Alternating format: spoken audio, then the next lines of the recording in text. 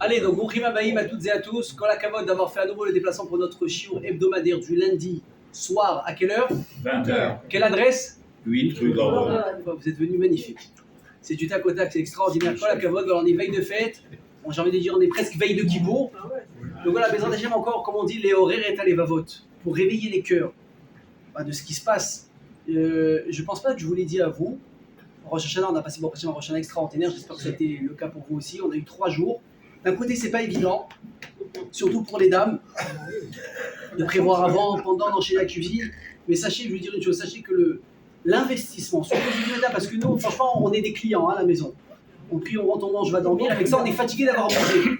On est très fort, on est très très fort. Mais vous, mesdames, vous êtes là, vous allez à la synagogue, vous rentrez, vous dressez la table, vous débarrassez, vous faites la vaisselle et vous dressez les doigts. C'est du non-stop.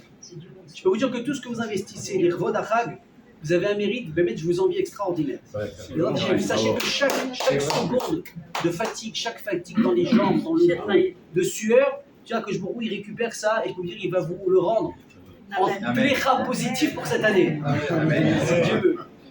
Après voilà, on a messieurs aussi, ils ont leurs problèmes, ils prennent du ventre. Bon, ça c'est le problème des hommes. Pendant les fêtes, en tout cas, blague à part, c'était quand même 3 jours de prière intense. Ça a été magnifique. Moi je vous dis à chaque fois, même quand on rentre dans Shabbat et on en sort après, il y a toujours cette sensation de chute. On s'est hissé dans la Kedusha, tout à coup fini, Arvit Avdallah, boum. On revient dans la vie de tous les jours, alors qu'on était vraiment dans des sphères extraordinaires de Kedusha. Et le Rav, il nous a dit, juste avant la Tkiyat Shofar, donc au Hachem, cette année, vous le savez, on a eu 2 jours de Shofar. C'est rare, hein, il y a toujours un jour ça tombe Shabbat, etc. On a eu 2 jours de Shofar. Le Rav, il a dit avant la Tkiyat, il a dit que son Rav lui a posé la question. Parce que même les rabbanim ont des rabbanim. C'est comme ça que ça doit se passer. Il lui a demandé, est-ce que tu penses que cette année, on a un chiyuv, on a une obligation de Shofar? Lui, il n'a pas compris, il a regardé, attends, ça tombe jeudi, vendredi, on a 2 jours, il n'y a pas Shabbat. Bon, elle est où la douille dans la question? Elle est où la feinte? Je lui ai dit, regarde, normalement, le chauffard, et à chaque fois qu'on l'entend, ça saisit, n'est-ce pas? On comprend qu'il y a un truc qui se passe. Il a dit, mais cette année, la veille de Rosh Hashanah, on a eu un réveil, un rappel à l'ordre, pas des moindres. On a eu, je crois 5 ou 7 sonneries. 6 sonneries les unes après les autres. Rappelez-moi combien de missiles? 200. Plus de 200. Plus de 200 missiles balistiques.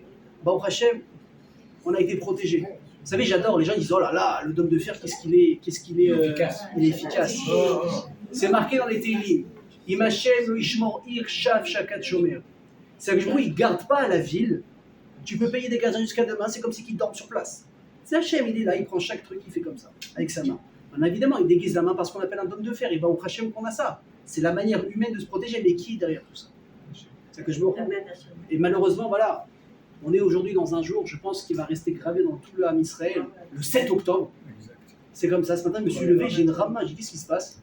Je suis entré dans une location de voiture, je devais partir à Jérusalem faire un aller-retour. Et là, je vois, il y avait des ballons, le 7 octobre, des photos.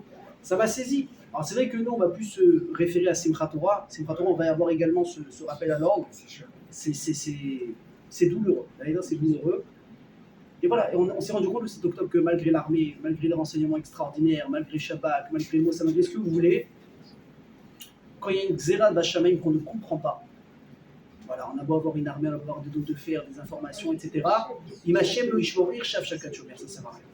Il y a quand même il décide de nous donner la victoire, regardez tout ce qu'on est capable d'accomplir en très peu de temps. On en a parlé la semaine dernière.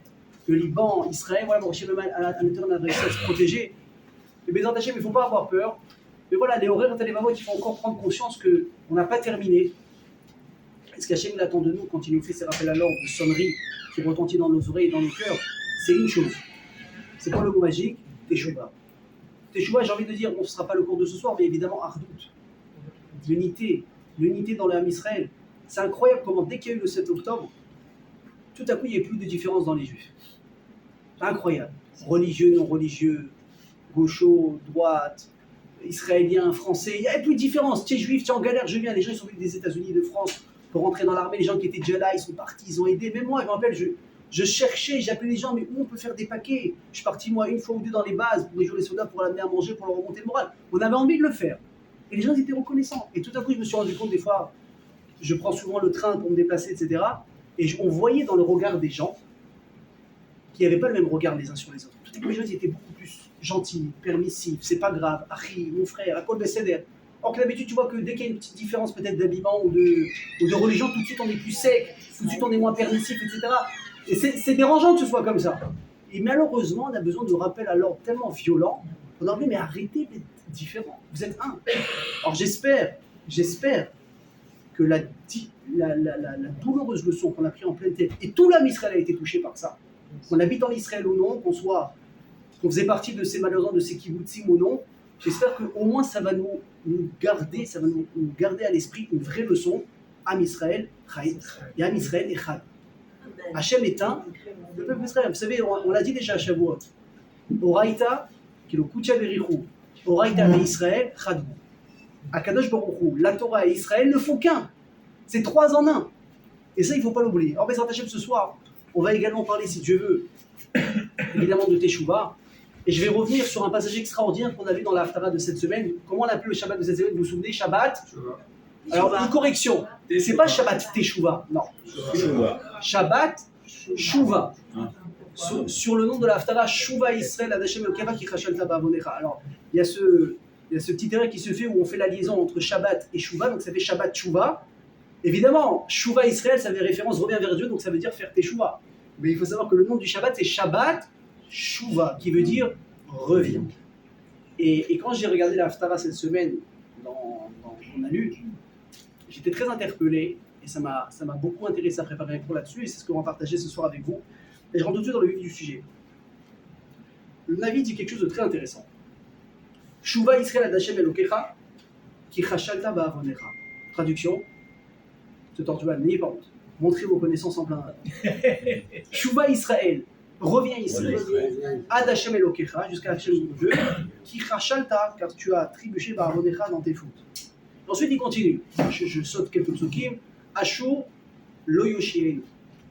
Al-sus lo nirkav. Velo nomar od Elokenu b'maaseh yadenu. Asher becha yerucham yadom. Je vais expliquer. Le Navi, en fait, qu'est-ce qu'il veut nous dire?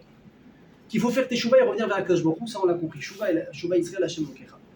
La question c'est comment on fait Teshuvah? La réponse, il faut croire en Akadosh Baruch Hu. Comment est-ce qu'on croit en Akadosh Baruch Hu? Il faut lui faire confiance, il faut se reposer uniquement sur lui. Et donc automatiquement on arrive dans le vif du sujet qui dit la Haftara, Ashur lo yoshienu. Je vais expliquer tout de suite. Mais quand vous regardez le passouk, on te dit Ashur lo yoshienu, Ashur ne va pas te sauver. Ensuite ça et ça, et à la fin on parle d'un orphelin. Alors quand on lit la Haftara pour se débarrasser de la Haftara, on ne comprend pas, on ne fait pas attention. Mais quand tu fais attention à la Haftara, tu dis qu'est-ce qu'il vient faire cet orphelin dans l'histoire de la Emouna et la Teshuvah dans la Kadosh Baruch Hu. Alors je vais vous expliquer. Il dit le Rav Shalom Shvedron. Je ne sais pas si vous avez déjà entendu parler de ce nom-là. C'est un très grand mashgiach de la Yeshiva de Hebron, où j'ai eu moi-même le plaisir d'étudier à Yerushalayim. Je ne l'ai pas connu, mais c'était le mashgiach de la Yeshiva de Hebron. Il a dit quelque chose d'extraordinaire. Vous savez, je vous invite à ouvrir ses livres. Il y a un livre sur Elul qui s'appelle Pitrouli Achoti Rayati.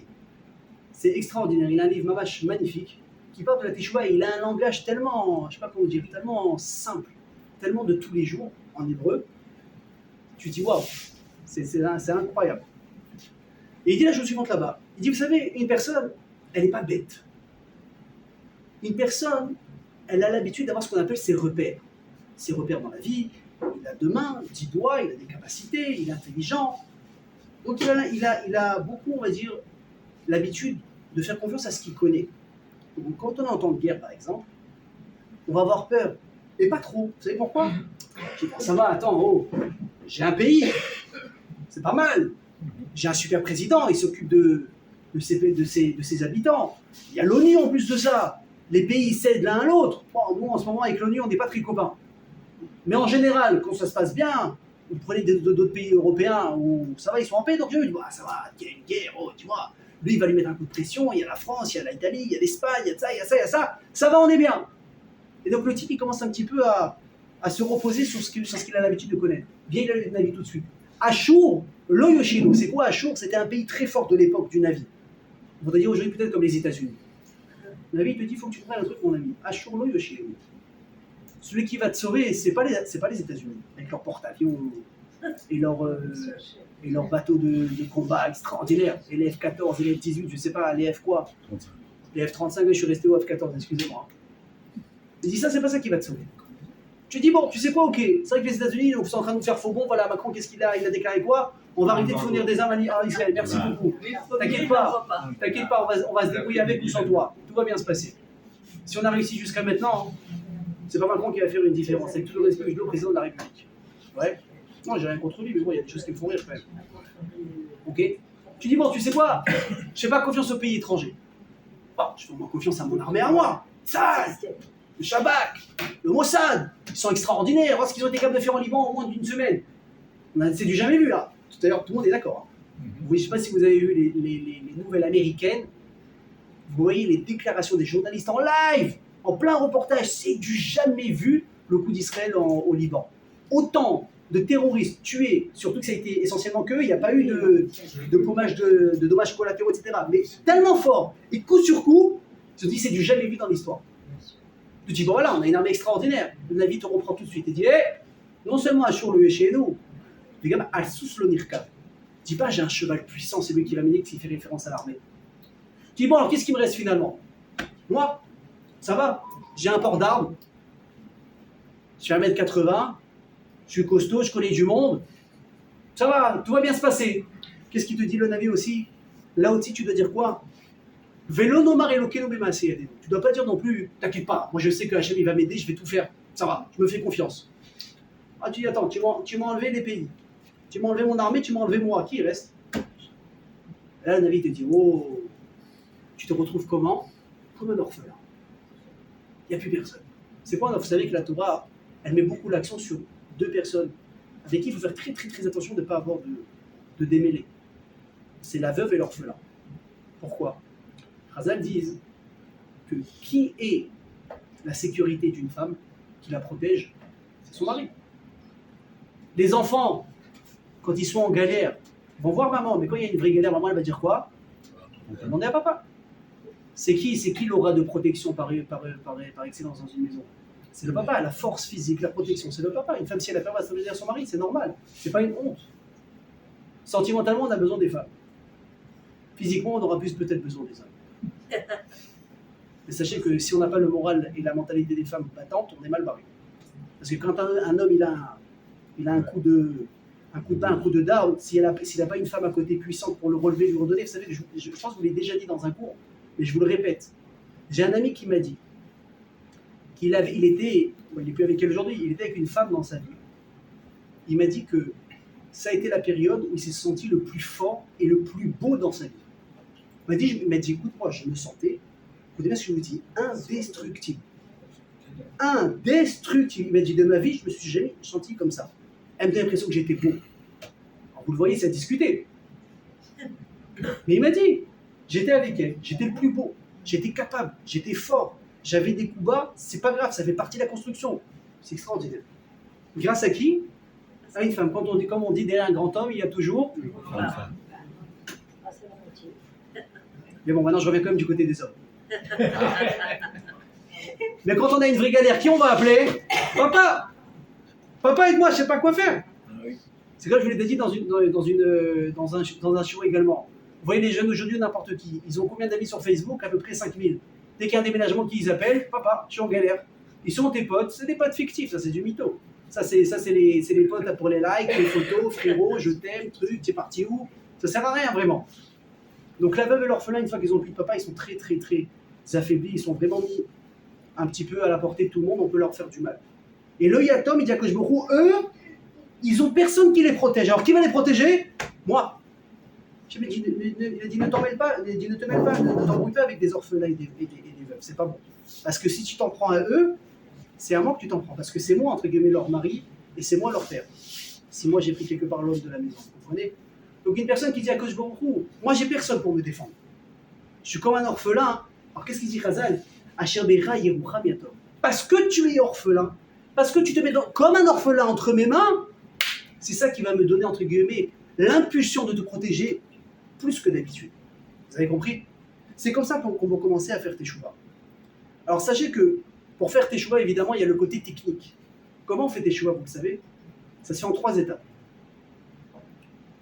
c'est de ne pas, de prendre sur soi, de ne pas recommencer la vérote qu'on a déjà commis. Ensuite, c'est quoi? Reconnaître la Avera. Reconnaître, dire la Avera, faire un vidouille. Et la troisième chose, c'est quoi? C'est de prendre sur soi, de ne pas la recommencer. Et quand est-ce qu'arrive le vrai moment de vérité? Est-ce que tu es un mytho? Est-ce que tu es un beau parleur? Est-ce que tu sais faire couler des, comment on dit, des larmes de crocodile et laisser zéro? Finalement, c'est quand?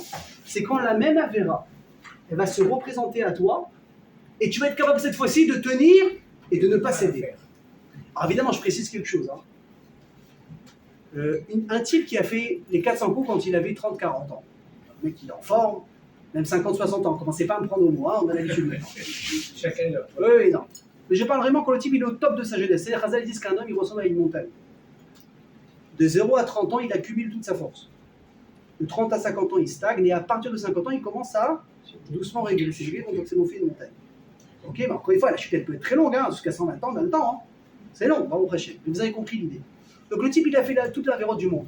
Quand il arrive à 80 ans, le type déjà, il n'arrive même pas à se relever. Ah bon, tu sais quoi, maintenant il y a une Avera qui se présente, j'ai le casse de la banque là-bas, non, laisse tomber, je vais pas le faire. Ah, je fais tes choubas. Tu me fais rire. Pourquoi tu me fais rire? Parce que aujourd'hui, tu n'as même pas les forces de la faire, la Avera, même si tu veux.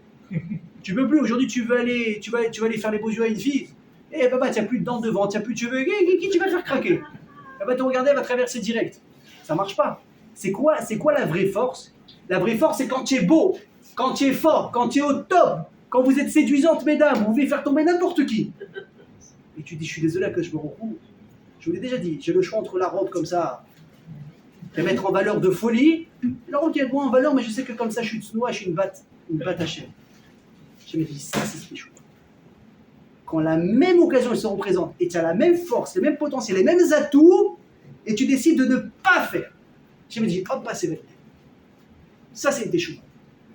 Maintenant, ça, comme je l'ai dit, c'est le côté un peu technique. Mais c'est quoi l'autre partie qui est très, très, très important? Ça, il faut le savoir. C'est ce qui se passe dans le cœur de la personne. Ça, on parlait du côté extérieur. Je n'ai pas fait, c'est très bien. Mais le côté du cœur, c'est quoi? Écoutez bien ce que je vous dis. C'est la émouna et le bitachon qu'on met en Akadosh Baruch Hu, et évidemment, je vais expliquer. Pourquoi? Parce que quand tu dis, Hachem, je te fais confiance, Akadosh Baruch Hu, je regrette et je te fais confiance à toi, qu'est-ce que tu dis? Tu es en train de regretter ici qu'il n'y a que Akadosh Baruch Hu qui est présent. Ça veut dire, quand on dit Asher Becha Yerucham Yatom, que c'est en toi qu'Hachem il aura pitié comme un orphelin, tu es en train de dire, mais il n'y a que Akadosh Baruch Hu qui peut avoir pitié de moi et qui peut m'aider. Et qu'est-ce que tu gagnes avec ça? C'est bien ce qu'ils disent au Teilim. Je dis pas, j'ai mangé les Teilim pendant Rosh Hashanah comme des bonbons. Je l'ai mangé, j'espère que vous en avez fait autant. Il y a marqué quoi dans les Teilim? Écoutez bien. Les mots, ils sont forts. Aroura Gever Asher Iftach Ba'adav. Écoutez bien, je traduis. Maudit soit l'homme qui fait confiance à l'homme. C'est pas bien, c'est pas conseillé. Tu dis c'est maudit. Et comme on dit tous les matins dans la prière, Altiftichou bin divin, Beven Adam chez l'Oteshua. Traduction, M. Tapiro, maintenant c'est à votre tour. Traduction du passouk, Altiftichou bin divin, ne faites pas confiance à des généreux donateurs. Beven Adam chez l'Oteshua.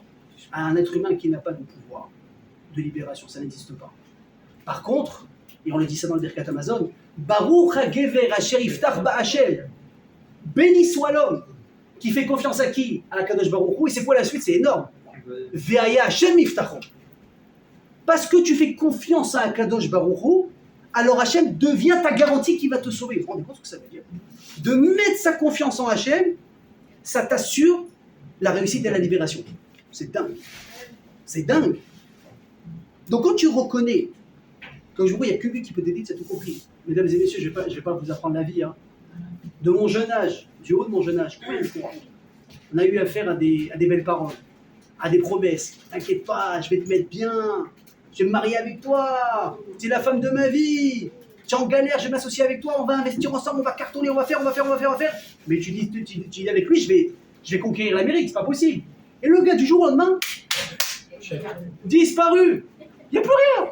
Le mec il répond plus au téléphone, le mec qui au début les messages il répond pas, après il lit plus les messages, d'un coup il t'a bloqué, il te voit, il traverse au bout de la rue. Frérot, qu'est-ce qu'il y a? Non, vas-y, c'est compliqué en ce moment, machin. Je dis, mais attends, je t'ai fait une avance de 5000. Ouais, mais tu me prends pour qui? Je vais te les rendre, ça fait 10 ans. Je vais te les rendre. Qu'est-ce qui s'est passé? toutes les promesses que tu avais, comme du sable dans tes doigts, entre tes doigts, c'est parti. Ça, c'est pourquoi? Parce que tu fais confiance à un homme. Je ne dis pas que tous les hommes sont des menteurs, ça se fait chaleur.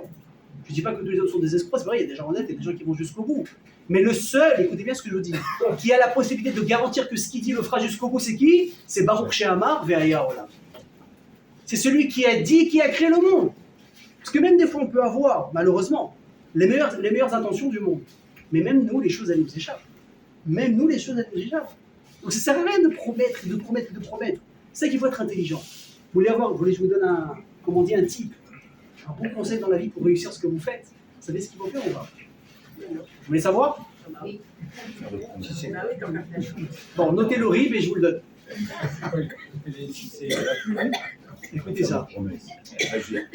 Je l'ai entendu plus d'une fois dans des shows de Khazal, c'est extraordinaire. Une personne qui veut réussir dans ce qu'il dit, il doit dire une chose. Be'ezrat Hashem. Si tu associes Hashem à ton projet, il a toutes les chances de réussir. Be'ezrat Hashem. Oui, il y a des gens, ils disent que Be'ezrat Hashem. Be'ezrat Hashem, Be'ezrat Hashem. Ah, tu dis, ah, c'est bon, le religieux, il m'a gavé avec son Be'ezrat Hashem. C'est bon, ça va, on a compris, arrête de faire le mytho. Et il y a des gens qui ont dans le sang, qui mais t'as pas compris. S'il n'y a pas Hashem avec moi, il n'y a rien. Oui, mais le banquier, il t'a dit que c'est ok, le crédit, il est passé, l'agent immobilier t'a dit qu'il est pour toi, mais arrête. Ah non, on la connaît, l'agent immobilier. Du jour au lendemain, il t'a bloqué, il n'y a plus d'agent immobilier. Et quoi? Le banquier, non, je suis désolé, on a une restructuration, etc., interne, on peut plus. Et toi, tu es comme ça. Parce que tu as laissé Dieu à côté. Tu l'as mis à l'extérieur, tu dis c'est bon, Hachem, t'occupe. Tu sais, des fois, moi j'adore cette prière, comment elle est dangereuse. On l'a tous fait. Et des fois, on a encore tous tendance à le faire. Tu es là, tu vas sur les Kivrit Tzadikim, tu vas à Marat Marpella, Rabbi Shimon Bar Yochai, il va passer aller où tu veux. Et là, tu as une offre d'emploi extraordinaire qui t'attend. Elle est alléchante, Joanne, elle est alléchante. Tu la veux, ça fait 2 ans que tu te bats pour l'avoir. Et là, tu as tout qui commence à se mettre en place. Tu vas au Kiver du Tzadik, tu as quelque chose où, s'il te plaît, fais en sorte qu'ils me prennent dans ce boulot, je suis obligé. Ouais, on l'a tous fait, n'est-ce pas? Ah, tu sais une prière. En fait, mais qu'est-ce que tu as dit en d'autres mots? C'est ce que vous avez dit. Hachem, t'es gentil, reste en dehors de l'histoire. Je gère. Ne dérange pas, s'il te plaît. Voilà, il va me prendre, fais en sorte qu'il me prenne et c'est tout, je ne demande rien d'autre. Je ne te demande pas ton avis. Il faut comprendre que, inconsciemment, c'est ce que vous avez dit. Ne te mêle pas. Qu'est-ce qu'il y a? Voilà. Donc, qu'est-ce qui se passe? C'est ce que c'est dit, Hachem, tu restes en dehors de l'histoire. Mais si tu dis à Kosh Baruch Hu, il faut avoir le courage de le faire. Hachem, je voudrais ce boulot. Je veux cette femme, je veux cet homme, il a l'air bien pour moi. Il a l'air bien, je suis amoureuse. Il me promet mon émerveil, il me gâte, il me sort, il me fait les beaux yeux, il dit que je suis la plus belle. Tu as envie de craquer. Mais tu sais ce que tu dois dire à Kosh Baruch Hu?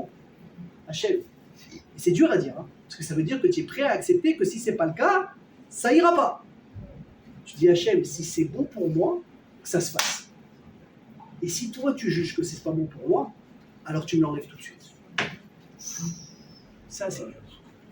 Et ça c'est une prière, mes amis. C'est ça quelque part le Be'ezrat Hashem. Ah, d'un coup il a un autre sens le Be'ezrat Hashem. Hein. C'est pas pareil. Be'ezrat Hashem c'est facile à dire comme ça. Ouais, si Dieu veut, on va faire un Shabbat de kiff et tout et tout. Mais quand tu dis écoute Be'ezrat Hashem avec l'aide de Dieu, ça veut dire quoi? Avec le choix de Dieu. Avec les décisions de Dieu. Lui décide, je me remets complètement entre ses mains. Si lui décide que c'est bien pour moi, banco.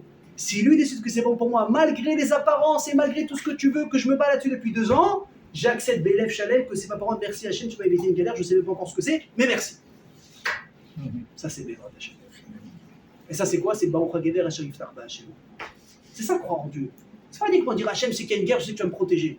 C'est quand il y a des choses qui vont contre ton sens, ou bien qui ont l'air d'aller dans ton sens. Tu dis Hachem, peut-être que finalement c'est pas ce qu'il me faut pour moi. Donc, prends ce que tu veux finalement. Ok? Donc c'est quoi un yatom? Pour terminer ces points-là, l'orphelin, celui qui dit Hachem, j'ai aucun repère. J'ai aucun repère. Ni de pays, ni d'armée, ni personne. Autour de moi, je fais confiance vraiment en personne. À qui je fais réellement confiance et uniquement confiance? En toi. Et là, Hachem, il te dit, alors, tu sais quoi? Un yatom, viens, je vais te protéger. Ça, c'est la première chose, c'est une manière déjà de faire tes chouvas. Parce que quand tu as tout enlevé à une personne, et qui te dit finalement, je me remets à Kosh Baruch Hu, il n'a pas de choix que de se rapprocher d'Hachem. Parce qu'il comprend qu'il n'y a que lui qui peut l'aider. Donc c'est déjà un message de l'Haftara, comment faire tes choix. Maintenant, je vous pose une autre question. Et ça, c'est le premier passage de l'Haftara qui est très intéressant. Attention, il fait peur. Hein. Shouva Israël Hachem Elokecha. Donc reviens Israël vers Hachem ton Dieu, qui Chashalta ba'avonecha. Là, il y a un gros problème. Grammaire. Est-ce que vous connaissez la différence, messieurs, dames, entre avon et chet? Ce sont deux synonymes de faute. Mais il y a une différence cruciale. Est-ce que quelqu'un la connaît? Chet, c'est pas la norme, non? Chet, c'est des fautes qu'on a fait sans faire exprès. Ce qu'on appelle béchogeg, par inadvertance. Mais avon, c'est une faute avec préméditation. On savait ce qu'on allait faire. On savait très bien. On savait qu'il fallait pas aller là-bas parce que ça nous attirait des problèmes, et que ça allait danser, qu'il y a des filles. On est parti, on a mis le beau costume, on a mis le parfum. Advienne que pourra. Tu savais que tu allais faire des bêtises. Tu y allais. Tu savais que c'était Shabbat. Tu as vu que le Shabbat il est rentré. Et hop, tu as allumé ta clope. Ça c'est avonote. Ça c'est grave. Et la Torah, le Navi, qu'est-ce qu'il te dit? Reviens vers Hachem. Pourquoi? Parce que tu as trébuché dans des fautes qui sont faites avec attention. Alors bien sûr, ça m'a interpellé tout de suite. Il y a un souci dans le Navi. C'est quoi une embûche? Tu es en train de marcher, tu n'as pas vu ce qu'il y avait devant toi, tu t'es pris les pieds dedans, hop, tu es tombé. Tu n'as pas fait exprès de te prendre les pieds dedans, n'est-ce pas? Tu n'es pas un idiot. Le gars, quand il est sur l'autoroute, tu as regardé le portable 2 secondes, tu n'as pas vu que le gars il a pilé devant. Tac, impact immédiat. Bon, tu n'as rien, mais ça va te coûter 2-3 000 shekels de remboursement. Pourquoi? Ah, j'ai pas fait exprès. Oui, mais il fallait pas regarder le téléphone. Alors c'est à moitié un idiot, mais quand même il n'a pas fait exprès. Ça, quelque part, c'est une embûche. Le Navi dit quoi? Reviens de tes fautes intentionnelles que tu as fait en trébuchant. Mais j'ai pas trébuché. J'avais exactement où j'allais, je savais ce que je faisais. Alors ça marche comment? Je vous l'ai déjà dit le cours d'année, je vais vous le répéter. Akadosh Baruch Hu, il nous dévoile un secret extraordinaire. Il sachait que la Teshuvah, elle a un effet terrible, extraordinaire. Imaginez, vous savez ce que c'est un comptable, n'est-ce pas? Ouais, il a son ordinateur, il a ses tableaux Excel, il a tous les comptes. Il y a un comptable aussi là-haut. Il a le dossier de chacun, les comptes de chacun, les bonnes actions et les mauvaises actions de chacun. Donc le gars, il a son tableau devant lui Excel. Rouge pour les mauvais trucs, blanc, jaune, imaginez toutes les films que vous avez vus dans votre vie, donc comment il a représenté le bien et le mal, et vous faites votre petit tableau dans votre tête. Et là, le comptable, il est là. Il arrive, il se frotte les mains des gens de Rosh Hashanah. Allez, on va passer à la caisse. Allez, on y va. Ruben Attal, tac, 2024. Ouh, c'est chaud. Et il va en prendre cher. Lui, il va en prendre cher. Et là, tout d'un coup, il ne sait pas ce qui se passe. Il a l'impression de bugger un petit peu. Il voit les lignes de son tableau qui commencent à bouger. Alors là, tu dis, bon, il a un coup dans l'aile. Mais les anges, il n'y a pas de coup dans l'aile là-bas. Il n'y a pas d'alcool, les amis. Ça n'existe pas. Et il voit de plus en plus que les lignes de son tableau, elles bougent, et carrément, les tableaux s'inversent. Tout ce qui étant à découvert, ça devient blanc. Qu'est-ce qui se passe? Il va voir chercher, il me dit, ah quoi, je me route, c'est toi qui as débranché la prise de l'ordi divin, qu'est-ce qui se passe? Tu me fais des feintes?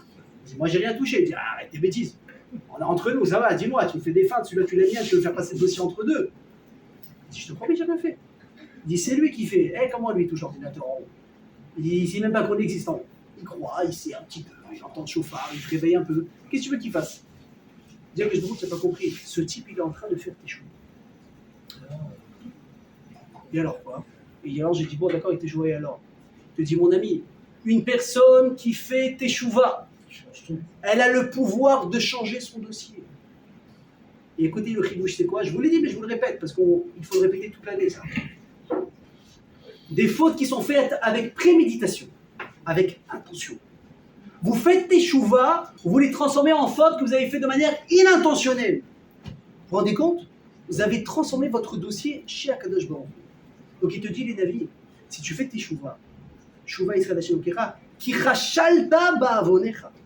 Ta faute que tu as fait en faisant exprès, finalement, nous on va la considérer comme quoi en haut? Comme une embûche sur laquelle tu as simplement trébuché, tu n'as pas fait exprès. Incroyable. On est chanceux, hein. On est très chanceux.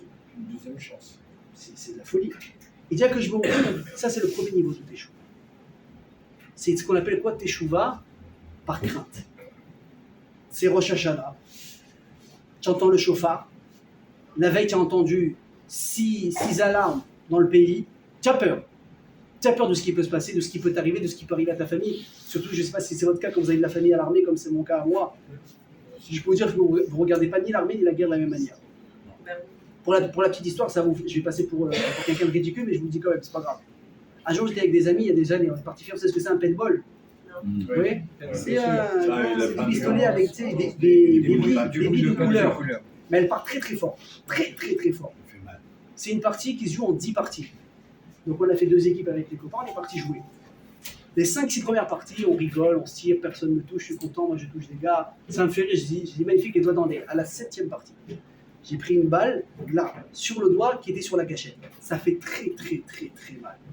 J'ai pris un coup, la douleur que j'ai ressentie m'a fait comprendre que j'étais pas dans un jeu, j'étais dans une bataille. La 8e, j'ai pris une dans la jambe.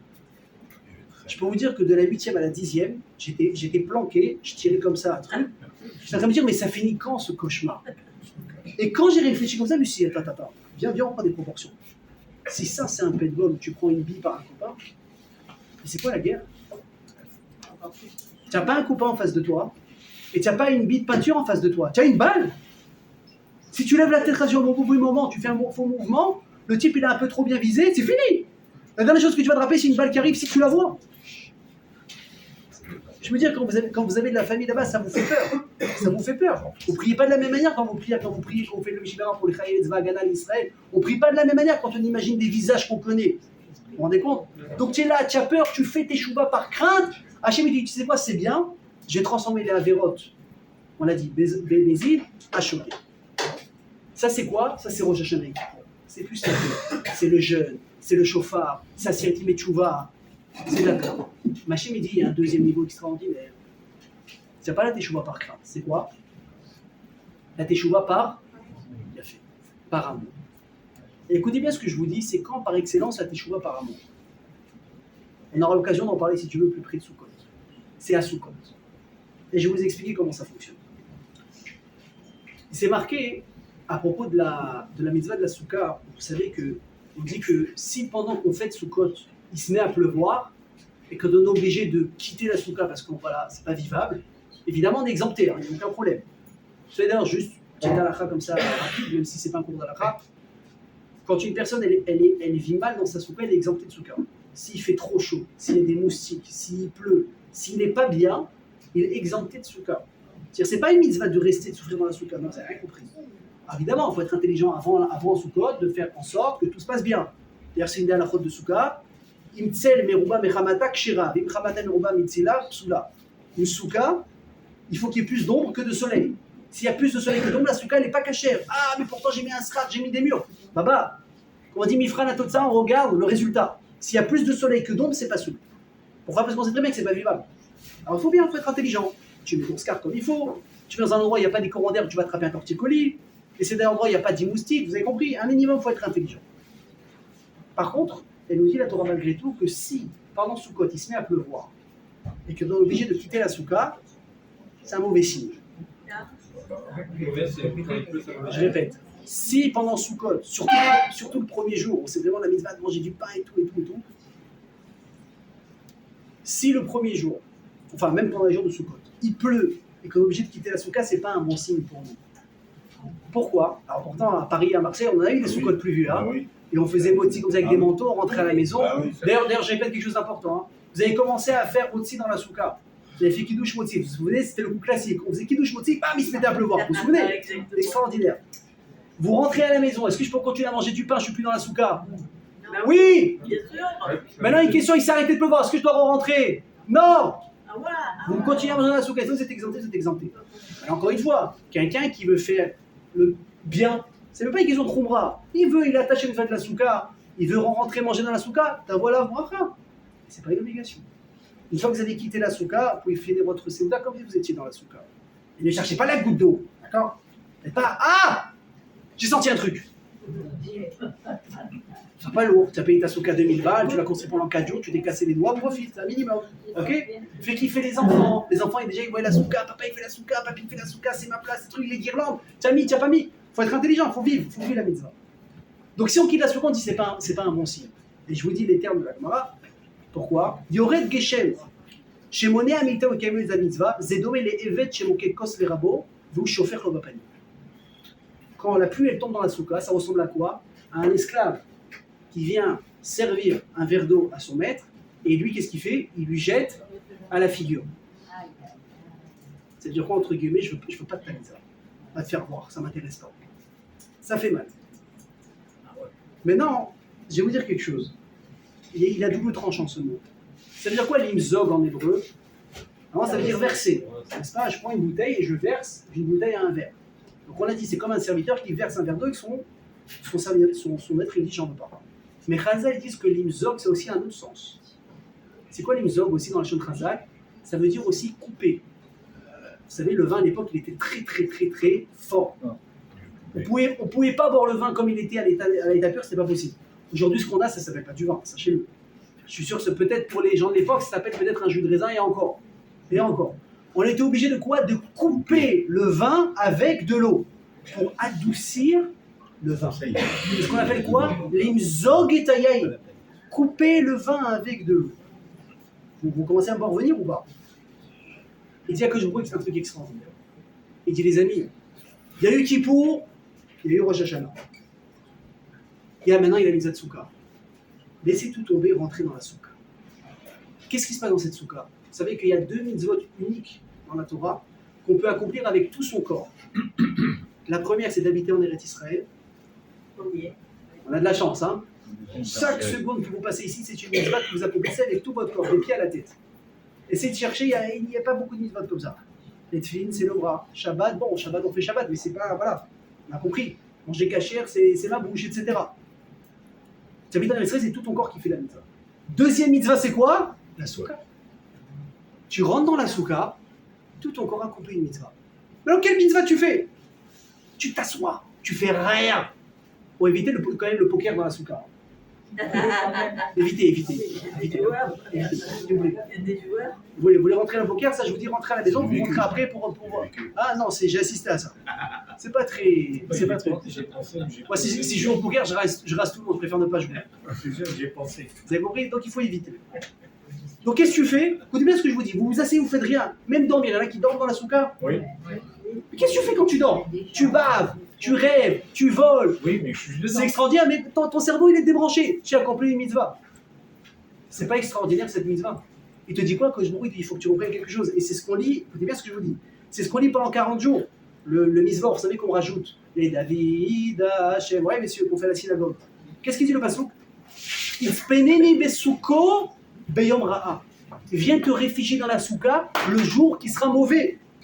Yastireni besetarolo. Viens te cacher sous l'ombre de la tente. Betsu yiromemeni. Tu dis que je me rencontre. Quand ça va pas bien pour toi, fuis. Vers où? Vers moi. C'est Vachili, tu dis Hachem, tu dis, c'est moi qui t'ai jugé Rosh Hashanah. C'est moi qui t'ai jugé Yom Kippour, on a distribué les cartes.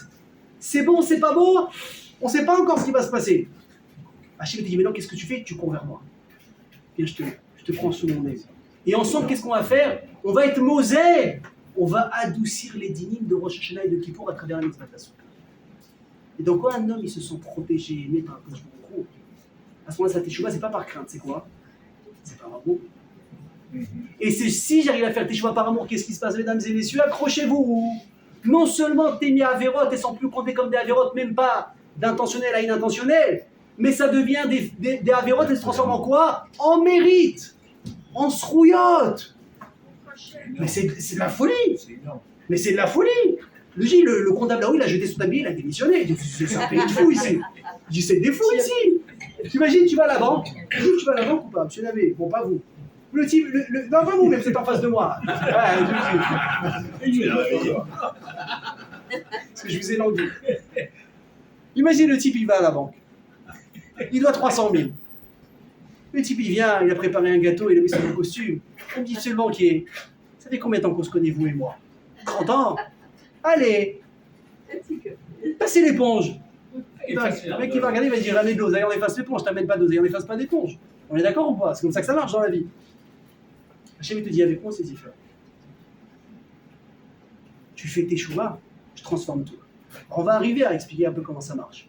Mais là, avant de répondre, je vais vous poser une question. Je pense qu'elle va vous plaire. Monsieur Lavé, même vous, ça vous concerne. Est-ce qu'à votre avis, écoutez bien la question, hein, n'ayez pas honte de répondre, je m'adresse aux pères et aux enfants, et aux mères et aux filles. À votre avis, est-ce que les enfants sont meilleurs que leurs parents ou pas? Est-ce qu'ils dépassent leurs parents? Oui. Vous vous dites oui? Facilement? Non, soyez honnête. Hein. Moi, je pense que Oui, bon, j'entends des oui un peu hésitant quand même. Hein. Vous voulez pas vous mouiller, je vois ce soir. Alors écoutez bien ce que je vous dis. Écoutez ce que je vous dis. Vous voyez aujourd'hui des enfants, vous voyez des parents qui mesurent 1m60, le gosse il fait minimum 1m80. Paf. Niveau de la taille, il a dépassé. Ok. Niveau intellectuel aussi. Le type c'était un ouvrier, il n'a pas eu l'occasion de faire des études. Son fils arrive, tac, tac, il est trader, il est médecin, il est chirurgien. Extraordinaire. C'est vrai. Même en intelligence. Moi, je vois Bainara, ma fille, à son âge, je ne pense pas qu'il est intelligent comme ça. C'est de la folie, ils comprennent, ils sont rapides, ta ta ta ta ta. Ok, donc la génération, elle nous dépasse, je vous l'accorde. On peut même aller plus loin que ça. Mais regardez, les objets de mitzvot qu'on a aujourd'hui sont extraordinaires. Les défilés qu'on a aujourd'hui sont faits avec une finesse. C'est Méhoudar, l'écriture, le parchemin, la boîte. Le hétrog, bientôt. Ouais, avant, je sais pas, ils avaient peut-être des citrons. Aujourd'hui, on sait les faire pousser, les faire chauffer, les trucs avec une belle forme. Extraordinaire. C'est vrai qu'à ce niveau-là, on a dépassé le d'or d'avant, la génération d'avant. Mais moi, je vous dis la vérité, le vrai repère, la Emouna ou Akadosh Baruch Hu, on ne les a pas dépassés. Ah bon? Non. La Emouna qu'avaient nos grands-mères en Dieu, ce qu'on appelle, écoutez bien, la Emouna Pshuta. La Emouna simple en Dieu, sans condition. Nature, c'était tellement fumé dans leur bouche. Tu regardes, je me rappelle à l'achat, ma grand-mère, j'étais jeune, je vais lui parler, machin, mamie, je dois passer mon permis, truc, machin. Hachem, il est avec toi. Elle ne comprenait pas de quoi stresser. Ya Rabbi, Hachem, le petit, il va passer son permis, mais c'était normal pour eux. C'était normal de parler avec Dieu. Je me rappelle, ma grand-mère, elle est assise sur son fauteuil. Allez, je ne dis pas la moitié du temps, mais une bonne partie de son temps, elle parlait toute seule. Alors ma grand-mère, pour ceux qui l'ont connue, c'était la personne la plus intelligente que j'ai vue jusqu'à la fin de sa vie. Vous lui disiez un mot de travers, rac, vous le rendez direct. Elle était nette dans sa tête jusqu'à quelques mois avant sa mort, c'était extraordinaire. Mais elle parlait seule. Moi, j'ai à mon père, j'ai dit, qu'est-ce qu'il y a? Elle déménage, mamie, qu'est-ce qui se passe? Un jour, j'ai compris qu'elle parlait avec Dieu. Mamie, qu'est-ce que tu fais? Un jour, je lui ai posé la question, je parle avec Dieu. J'ai regardé, oula, elle a sauté un comprimé là. Elle parlait avec Dieu, elle me dit je parle tous les jours avec Dieu. On appelle ça comment nous aujourd'hui? Là, il bonne doute, on découvre, on débarque, on en fait de ça des caisses. Ouah, Rabbi Nachman, il bonne doute, vadaï, mais ça existait depuis toujours. Nos grands-mères, ni ils ont connu Rabbi Nachman, et ni le Rabbi de Lubavitch. Ils avaient des petits repères de rien du tout. Ils savaient ce que c'était la Emouna. Donc, pour répondre à la question, je ne pense pas qu'on a dépassé le nord d'avant. Par contre, Razal va nous dire qu'il y a trois choses dont, entre guillemets, les enfants, si on peut appeler ça comme ça, va dépasser l'origine du bien. J'explique tout de suite. Razal dit, si tu prends un grain de blé, si tu prends comme il est, tu manges, quel bracha tu fais dessus, tu manges. Mais si tu prends ce grain de blé, tu le montes, tu mélanges avec de l'eau, tu en fais du pain, quel bracha tu fais? Amotzi lechem et naaretz. C'est monté de 3 niveaux d'un coup. Et on continue. Tu prends un raisin, tu le cueilles, qu'est-ce qu'on fait? Boré péri, arrête. Tu l'écrases, tu fais ce qu'il faut, tu en fais du vin, qu'est-ce qu'on fait Benjamin? Boré péri à Geffen. Tu fais kidouche, tu fais les mariages, tu fais les brit milot, tu fais tout avec. Extraordinaire. Et ensuite, qu'est-ce qu'on a? Dit Razal, on a la teshuva. C'est quoi l'origine? C'est quoi le père, la mère de cet acte? C'est une avéra. Pourtant, tu fais teshuva par amour, tu as transformé la faute en mérite. On a tout dépassé, c'est extraordinaire quand même. Comment on a réussi à faire ça? Il dit Razal, Shuva Israël Hashem Elokecha ki chashalta ba'avonecha. Reviens Israël par quoi? Par crainte ou par amour, on va réussir à changer les choses ensemble. Yashu Yoshve Betzilo Besukot. Reviens à Soukot sous mon aile. Et ensuite quoi? Ifrechu Gegan Veka Gefen Kemo Sesam Aben Yoter Tov. Vous vous souvenez? Quand on arrive à Soukot, écoutez bien cette phrase. On arrive à transformer le mauvais en bon. Grâce à l'amour, vous imaginez, c'est pas Hachem qui m'aime, Hachem il nous aime toute l'année, sauf que nous des fois on a du mal à le voir. Mais si nous on arrive à montrer à Hachem que nous on l'aime, Hachem il te dit je pardonne tout. Je pardonne tout. C'est pas compliqué. Alors la question qui se pose si on a compris ça, c'est pourquoi on n'arrive pas alors à faire tu vois. Pourquoi on est tellement buté, pourquoi on est tellement bête et idiot et on répète comme ça à chaque fois. Mais c'est un cadeau qui vaut des milliards. Pourquoi on n'arrive pas à faire teshuva? Écoutez-moi ce qu'il dit le Safari Novardok. Il dit parce qu'il y a deux choses. La première déjà, vous savez, la Gemara dit dans ma série, écoutez bien, c'est un truc de fou. Un rachat qui vient voir une femme, bien bâtisserait, etc., tout ce que tu veux. Il est prodère, maintenant elle ne le regarde même pas. Elle va faire Shabbat, après tu parles avec moi. Il lui dit écoute-moi bien, il sort la bague. Ariat Mekudeshet li, vous connaissez toute cette phrase? Pour le mariage. Ariat Mekudeshet li beta bazo, donc tu es marié avec moi avec cette bague. Almena, ta condition, Shani Yet Tzadik Gamo. Que je sois un tzaddik parfait, complet. Non, le type, il mange pas Shabbat, il fait pas Shabbat, il mange pas kasher. Ça marche ou ça marche pas? Vous êtes assis? La Gemara elle dit Mekudeshet misafek. Dans le doute, elle est mariée à lui, il lui faut un get misafek. Et tu vois, c'est le petit frère d'Hitler. Il est comment Mekudeshet misafek? La Gemara elle me dit quelque chose d'extraordinaire. Shema, peut-être Sheirer Betchouva Shelema Shniachat. Peut-être que pendant un instant, il a eu une vraie pensée de Teshuvah qui lui est passée par la tête. Vous imaginez? Là, tu vois, c'est tellement simple. C'est tellement rapide. Mais c'est quoi le problème? C'est que l'être humain, il a du mal à accepter ce concept de Teshuvah. Arrête, ne me raconte pas d'histoire. Les Shabbats, je les ai pas faits, je les ai pas faits. La vérote que j'ai fait avec des femmes, je les ai fait, tu vas pas les effacer. J'ai pas mangé kasher, je les ai fait les McDo, le jour de Shabbat en plus, et j'ai fait motzi là-bas. Qu'est-ce que tu veux? J'ai truandé, arrête de parler de Teshuvah, ça n'existe pas, c'est du fake. Je vous l'ai dit la semaine dernière, il te dit quoi? Arrête de te mêler de mes affaires. Arrête de te mêler de mes affaires. Pourquoi tu te mêles? Viens chacun à sa place, toi tu fais ce que tu as à faire, et moi je gère mes dossiers à moi en haut avec le comptable qui est déjà parti, ça fait 3 fois que je remplace. Mais pourquoi tu te mêles de ce qui ne te regarde pas? Donc la personne, elle a du mal à comprendre que quoi? Que c'est possible. Comme je te donnais l'exemple tout à l'heure, tu vas à l'avant, viens on efface. Et tu dis-moi, il faut le faire materner celui-là. Parce qu'on est habitué à ce système. On est habitué à ce système. Je me dis, avec moi c'est différent. Et deuxième chose, c'est quoi? C'est pourquoi c'est dur de faire Teshuvah. Parce qu'évidemment, le début d'une Teshuvah, c'est quoi? C'est de demander pardon, de vouloir faire Teshuvah. Mais ensuite, c'est quoi? C'est de le faire réellement. C'est de tenir. C'est de tenir la Teshuvah, n'est-ce pas? C'est ça peut-être le plus difficile. Mais une personne, qu'est-ce qu'elle se voit quoi? Elle se voit en train d'essayer et elle retombe. Elle essaye et elle retombe. Écoute, papa, laisse tomber. Ouais, regarde, on a essayé. Ça marche pas entre nous.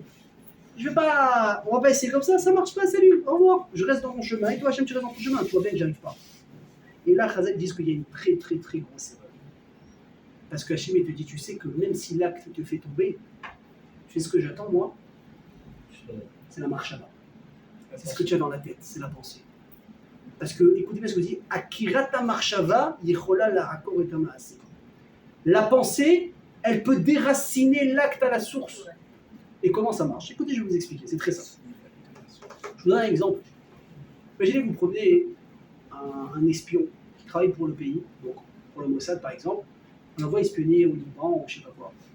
Au bout de 5 ou 10 ans, on se rend compte qu'en fait, qu'est-ce qu'il faut espionner pour nous? Ils balancent des infos chez eux, de chez nous. Qu'est-ce qui se passe? Si on arrive à le faire rapatrier, tout de suite on le met en prison, c'est terminé.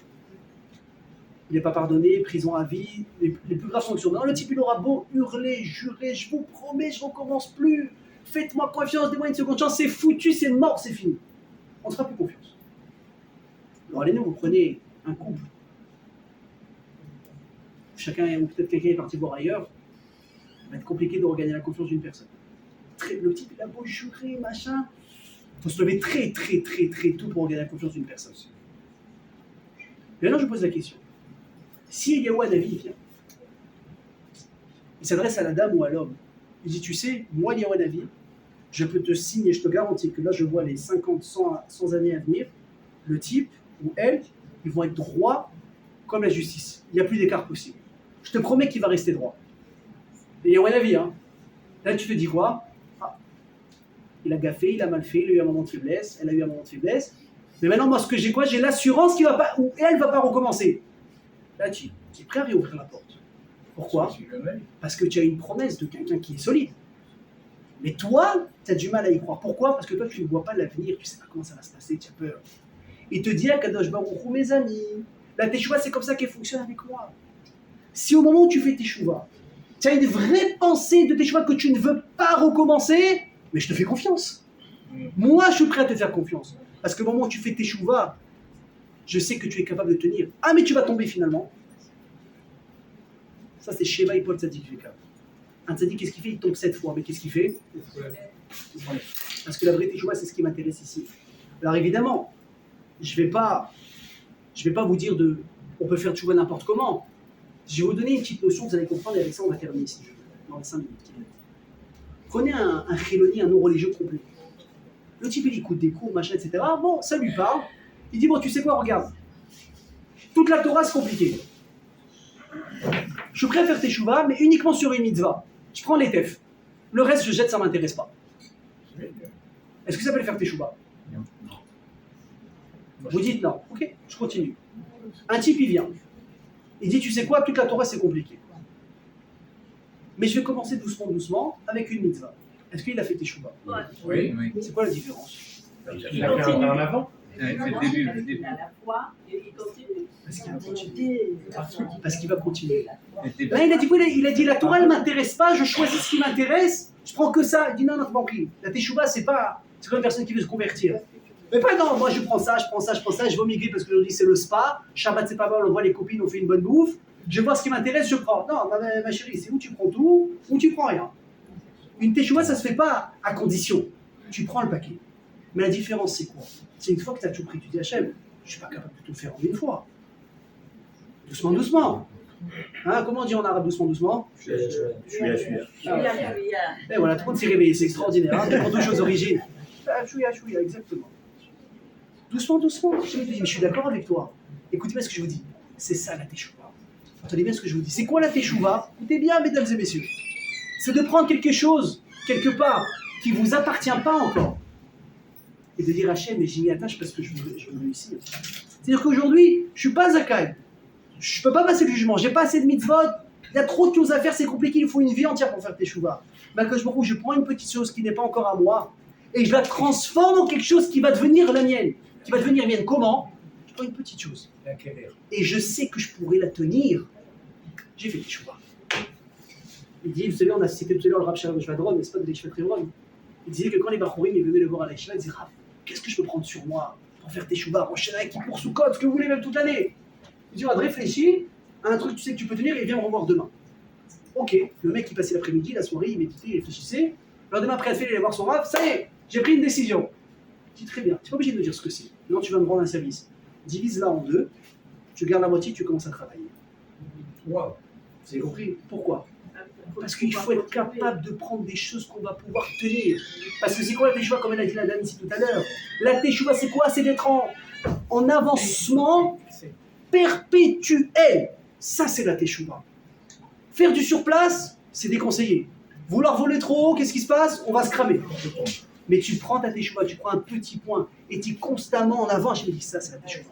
C'est un petit point qui avance. Vous avez compris? Donc, pour terminer, mes amis, c'est quoi la chasara teshuva? Si je suis sur le chemin, j'avance, je progresse. Ensuite, deuxième chose, c'est quoi, évidemment? C'est d'avoir envie de le faire. La teshuva ne viendra pas seule. Comment on fait pour faire teshuva? Il faut écouter, il faut ouvrir ses oreilles, il faut aller à des cours de Torah, il faut se documenter, ouvrez YouTube, c'est extraordinaire. Vous avez tous les formats, toutes les heures, tous les sorts, il y en a pour tous les goûts. Pour tous les goûts. Vous vous donnez envie d'y arriver. Ensuite quoi? Donnez-vous les moyens d'y arriver. Je vous l'ai déjà dit, mais je vous le répète.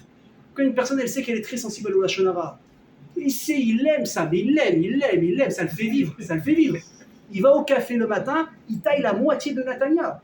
Il connaît tout le monde. Et lui, il fait de la décaisse, lui, il fait ci, elle, celle-là. Bon, maintenant, je vais faire teshuva. Arrête d'aller au café. Arrête. Tu sais qu'il y en a tes potes qui t'attendent comme ça. Arrête. Oui ou non? Ken? Mesdames, vous savez qu'en allant chez la coiffeuse à telle heure, tel jour, c'est réunion au sommet. Ah, tu vas arrêter d'aller à cette heure-là. Madame, comme d'habitude, je vous note à 14h jeudi, veille de Shabbat, comme ça on fait toutes les potas de la semaine. Ah non, je viendrai dimanche. Ou vendredi. Ouais, mais c'est le stress, c'est très bien, comme ça j'aurai pas le temps de parler. Donne-toi les moyens d'y arriver, sinon ça sert à rien. Enfin, peut-être la dernière chose, comme on l'a dit, c'est de se donner les moyens d'y arriver en faisant des petites choses, mais surtout, il ne faut pas oublier. C'est de prier comme je vous pour qu'on puisse y arriver. Amen. C'est de prier Hachem. Hachem, regarde, j'ai pris un petit truc sur moi. Mais c'est pas à condition de faire du surplace avec ça. Comme on a dit, c'est pas que je prends que ça et je m'en vais. Je prends le tout. Mais regarde comment je fais. Doucement, mais s'il te plaît, aide-moi. Fais en sorte que je vais fréquenter des gens qui vont dans mon sens. Des gens qui pensent comme moi, des gens qui veulent m'encourager. Pas des gens qui vont me tailler, pas des gens qui vont se moquer, pas des gens qui vont mettre des bâtons dans les roues. Et il y en aura. Oh, il y en aura. Vous savez très bien, dès qu'on veut faire un effort, on se fait charrier. Ah, ça y est, c'est devenu une religieuse, elle se couvre la tête. Ah, elle parle pas à la synagogue, et lui, il s'est laissé pousser les péotes, et lui là-bas. Il y aura toujours du parleur. savez que vous fassiez bien, que vous fassiez mal, vous serez toujours critiqué. Votre repère réel, c'est qui? C'est ça que je prie Hachem de réussir. Bézrat Hashem, je nous souhaite à tous qu'on puisse avoir Bézrat Hashem une ktiva vachatima tova. Amen. En cette veille de Sukkot, Bézrat Hashem, on aura l'occasion encore de parler de Sukkot la semaine prochaine. Maintenant, voilà, si vous voulez avoir un bon avocat le jour de Yom Kippour, rappelez-vous, vous avez encore mardi, mercredi, jeudi, vendredi. 4 jours, c'est long, 4 jours, quand on les utilise bien. Sinon, si on passe sur Netflix, ça passe vite. Réfléchissez, une petite chose à prendre sur vous. Avancez, Bezrat Hashem, on aura des Yeshuot. Amen, Kenny Ratzon.